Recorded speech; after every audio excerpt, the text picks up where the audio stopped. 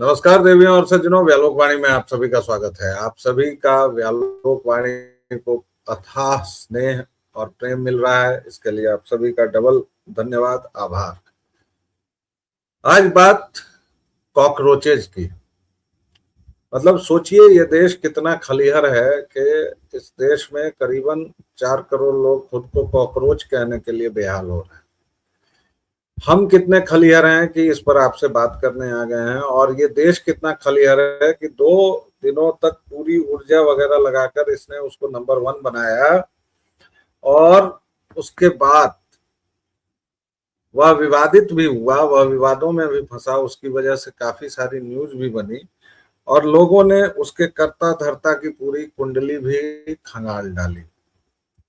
ये सब केवल 2 से 3 दिनों में हुआ है, क्योंकि भारत के सुप्रीम कोर्ट के मुख्य न्यायाधीश ने कह दिया था पीआईएल की सुनवाई में कि कुछ लोग जो हैं वो युवाओं में कुछ जो हैं वो कॉकरोच की तरह होते हैं, युवाओं में कुछ, इन सम ऑफ द यूथ।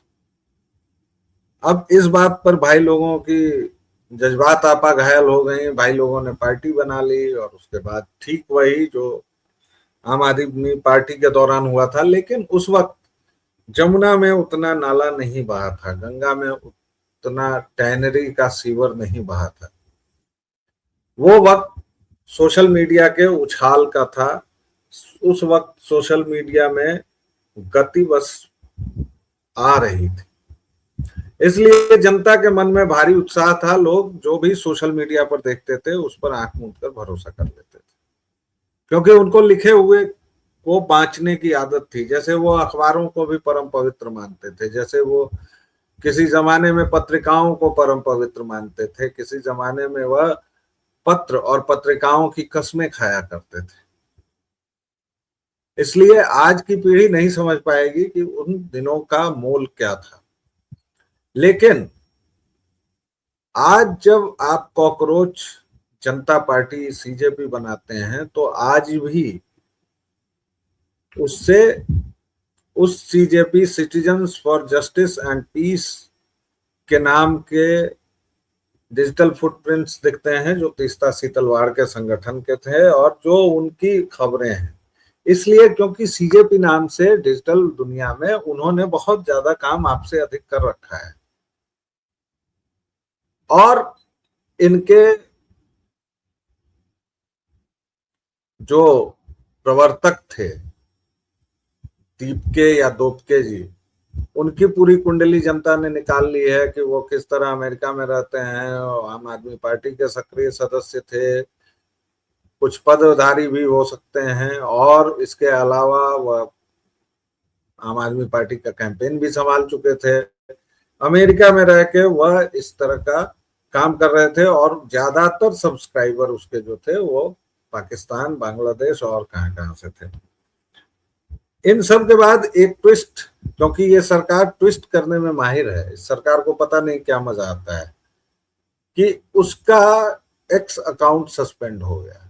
हालांकि जरूरी नहीं कि ये सरकार ने किया हो, क्योंकि आजकल ट्विटर हो या फेसबुक हो या कोई भी माध्यम हो, वो केवल कमाई को देखता है। इसलिए तनिक भी संदेहास्पद गतिविधि होती है तो वह उस पर रोक लगा देता है। आपको मैं बताऊं एक घटना, अगर मैंने एक बार, मैं हर एक रविवार को 2 बार हो चुका है मेरे साथ कि मैं व्हाट्सएप पर बाधित कर दिया जाता हूं, मेरी एक्सेस कंट्रोल कर दी जाती है। क्यों? क्योंकि केवल रविवार को जो मैं महाभारत का पाठ करवाता हूं उसको मैं कई जगहों पर भेजता हूं, और मेटा या जो भी कहिए उसको, व्हाट्सएप जो भी कंपनी है, उसको ये लगता है कि मैं उस पूरे विधान को कहीं ना कहीं से गड़बड़ कर रहा हूं। मतलब वो कहता है कि आपके यहाँ से स्पैम मैसेजिंग टाइप की शिकायत आ रही है, क्योंकि मैं 5-6 ग्रुप में भेजता हूं। अब इतना ज्यादा निगाह है कि भाई ऑर्गेनिक कितने पर और कितने इस पर तुम हो। उसी तरह फेसबुक भी करता है, तमाम माध्यम ऐसे करते हैं। लेकिन आम आदमी पार्टी के समय तब ऐसा नहीं था, इंडिया अगेंस्ट करप्शन के समय ऐसा नहीं था, और तब एक केजरीवाल का उदय हुआ था। आज केजरीवाल की हैसियत और हस्ती और सच्चाई सब कुछ दुनिया के सामने है। आज वह फिर से मानहानि का एक मुकदमा झेलेंगे जब जस्टिस स्वर्णकांता उन पर और मनीष सिसोदिया और उनके तमाम उन लोगों पर चलवाएंगी जो उन्होंने कोर्ट की बात पर प्रतिक्रिया न देकर किया है। एक मुकदमा उनके लिए ये भी तैयार है, दूसरा मुकदमा उन पर लिकर पॉलिसी का चल ही रहा है। तो ऐसा नहीं है कि केजरीवाल के बाद इस देश में हाल फिलहाल विश्वास करने की क्षमता बची हुई है। इसलिए यहाँ अभी जो लोग ये लोग उकसा रहे हैं जेनजी को या किसी को भी, वो सब 2014 में हो चुका है। तो अगले 50 वर्षों तक तो और कुछ नहीं होना है, ये आप मान के रखें, क्योंकि किसी भी क्रांति की उम्र इतनी कम नहीं होती कि वह 20 वर्षों में निपट जाए। और 2014 में जो हुआ है वो बाकायदा क्रांति है, इसलिए वह अब आगे बढ़ेगी। और कैसे बढ़ेगी ये बंगाल ने दिखा दिया है। आप सभी जानते होंगे कि बंगाल ने नई सरकार यानी शुभेंदु अधिकारी की सरकार बनने के बाद 1950 के पशु वध अधिनियम को लागू कर दिया। जी, आपने गलत नहीं सुना है, मैंने भी गलत नहीं कहा है। बंगाल में वो कानून पूरे समय से लागू नहीं हुआ था, लेकिन इसका मतलब ये नहीं कि वो कानून था नहीं। वो कानून पूरे देश में लागू है और वो 1950 का कानून है। बंगाल में किसी ने उसको लागू करने की फिक्र ही नहीं की। अतिशय बुद्धिजीविता, अतिशय सेकुलरिज्म, जिसका प्रत्यक्ष नमूना आज महुआ मित्र के इसमें दिखा। वो हिंदू हैं सो कॉल्ड, तथाकथित, वो तथाकथित ब्राह्मण ही होंगी या कोई स्वर्ण रजत ही होंगी, आजकल जो इन लोगों का मवाद निकलता है। और ये महिला चौकसी को मौलिक अधिकार बनवाने गई है। और हाई कोर्ट क्या कहता है? हाई कोर्ट कहता है कि ये मुस्लिम धर्म का हिस्सा नहीं है। मेरा सवाल यह है माननीय हाई कोर्ट से कि अगर हिस्सा होता तो आप इसको लागू करवा देंगे। तो इस्लाम में तो बहुत कुछ हिस्सा है, उसमें शरिया भी है, वो आप लागू कर दें, वो तो मजहब का हिस्सा है। और धीरे धीरे आप वो कर रहे हैं, जब आप स्कार्फ को, टेंट को और इसको लागू कर रहे हैं और कलावा से लेके और बाकी सब कुछ मंगलसूत्र तक उतरवा रहे हैं, तो ऐसा आपको बिल्कुल करना पड़ेगा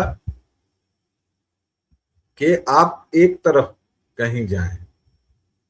एक तरफा दुकानदारी जो चल रही है सेकुलरिज्म की ना, वो अब चलनी बंद हो गई है। इसलिए, लेकिन गया कौन था उस दुकान को बचाने? उसमें महुआ मित्रा गए थे। और आपको पता है कोलकाता हाई कोर्ट ने भगा दिया और कहा कि ये मजहब का हिस्सा नहीं है। उस पर तो मैं बात कर ही रहा हूं। मजहब का हिस्सा तो बहुत कुछ है, कुरान का हिस्सा बहुत कुछ है, वो 24 आयतें भी हैं, मूर्ति तोड़ने का फरमान भी है। तो अगर ये अपने संदेशवाहक, अपने पैगंबर मोहम्मद का जीवन जस का तस उतारना सुन्नत मानते हैं, तो उसमें तो फिर तलवार लेके लड़ना पड़ेगा। तो बहुतेरी चीजें हैं। कोई भी मजहब है, कोई भी राजनीतिक विचारधारा है, वो समय के साथ उसको रिफॉर्म करना पड़ता है। ये आपको समझाना पड़ेगा मुसलमानों को, चाहे वो हाई कोर्ट हो, चाहे हमारे नेता हो, चाहे कोई भी। समझाना पड़ेगा कि आपको धैर्य रखना पड़ेगा और आपको इस तरह से बातें करनी पड़ेंगी कि इस देश का बहुसंख्यक हिंदू ठगा हुआ महसूस न करे। इसीलिए इसके साथ ही मुसलमानों की हिकमत देखिए कि कोई भी असली नहीं है, सब के सब कन्वर्टेड है। इस्लाम हारे हुए लोगों का मजहब है साहब। और ये कहीं से मतलब इसको आप काट नहीं सकते।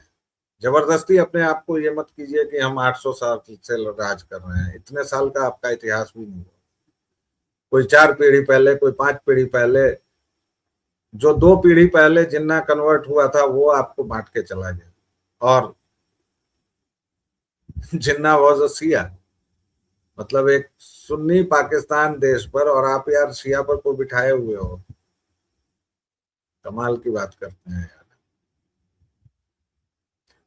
तो मुसलमानों को ये समझ में नहीं आता है कि वो हिंदू ही हैं, उनका उनकी संस्कृति हिंदू ही है। आप पाकिस्तान की तरह अपने टेक्स्ट बुक या कुछ भी बदल के नहीं, लेकिन उनको गाय खानी है। जैसे वो हुमायूं कबीर कहता है कि नहीं हम तो करेंगे जी। क्यों करोगे भाई? केवल इसलिए करोगे क्योंकि उनको हिंदुओं को नीचा दिखाना है, बस, और कोई बात नहीं। इसलिए वे वैसा करें। और ये तमाम चीजें जो हैं,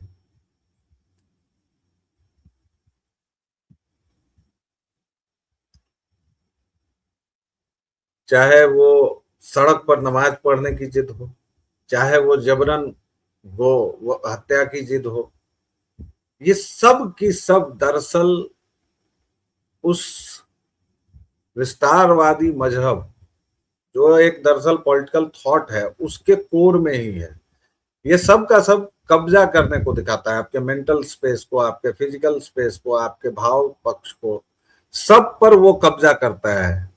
इसलिए वो खुलेआम गायों को काटता है, इसलिए वो खुलेआम आपके मंदिरों को मस्जिदों में बदलता है, आधे मंदिर को। आप इस मानसिकता को अगर उभार रहे हैं, आप इसको नहीं समझने का नाटक कर रहे हैं, तो आपकी बलिहारी है। लेकिन आप पूरे हिंदुस्तान का इतिहास देखिए, मंदिरों को मस्जिदों में रातों रात बदला गया, पूरी तरह ढाक भी नहीं दिया गया। क्यों? ताकि वैसा समाज पैदा हो जो आज हिंदुओं का निकृष्ट समाज पैदा हो गया है, जो किसी को देखे तो डर के मारे उसके मुंह से आवाज नहीं निकले।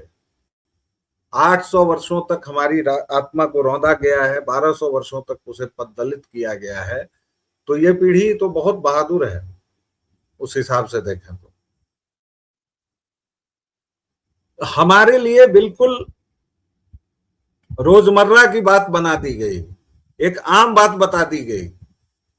हम कुतुब मीनार पर जाकर फोटो खिंचवाते रहे, वहां एएसआई बाकायदा एक बोर्ड लगाता रहा कि 24 मंदिरों को तोड़कर उसके मलबे से कुव्वतुल इस्लाम मस्जिद बनी, और वो मस्जिद भारत में। और वो तब जब 1947 में इन लोगों ने, मुसलमानों ने एक नया देश ले लिया था, तब भी आज वो 2026 में वो मस्जिद भी खड़ी है, वो सब कुछ खड़ा है। लेकिन हमें लगातार सफाई भी देनी पड़ेगी कि अल्पसंख्यकों के साथ हम क्या कर रहे हैं, जो 30% है, 40% है, जो कहते हैं कि बाबरी बनाएंगे। ये पूरा का पूरा दुष्चक्र जो फैलाया गया है, ये दरअसल उस पश्चिमी चिंतन से उपजता है, जो न तो सनातन को समझता है न खुद को समझता है। उनके लिए अभी भी भारत अशिक्षितों, सपेड़ों और पता नहीं किन किन का देश है। अभी भी इतने सब के बावजूद, दुनिया के इतना खुला होने के बावजूद, उनको लगता है कि इंडिया मतलब वो के ये, क्योंकि उनको वही बताया गया है। अपनी लूट को जस्टिफाई करने के लिए गोरों ने हमारे बारे में जितनी कहानियां गढ़ी, और जिसको हमारे देश के प्रथम प्रधानमंत्री, दुर्घटनावश हिंदू, जवाहरलाल नेहरू ने, और उनकी पुत्री, उनके नाती, उनके पर नाती वगैरह ने समर्थन दिया है, उससे तो ये होना ही था। तो कॉकरोच जनता पार्टी भी निकलेगी, और बकरीद के लिए इस देश में, क्योंकि उसको बिल्कुल सामान्य बना दिया गया है गौहत्या को। गौहत्या बहस का विषय कब होगी और क्यों होनी चाहिए? नहीं होनी चाहिए, लेकिन वो है। उसी तरह इस देश में अगर कॉकरोच बनकर कोई खुद को तीसमार खां समझ रहा है तो उसे बनने दीजिए।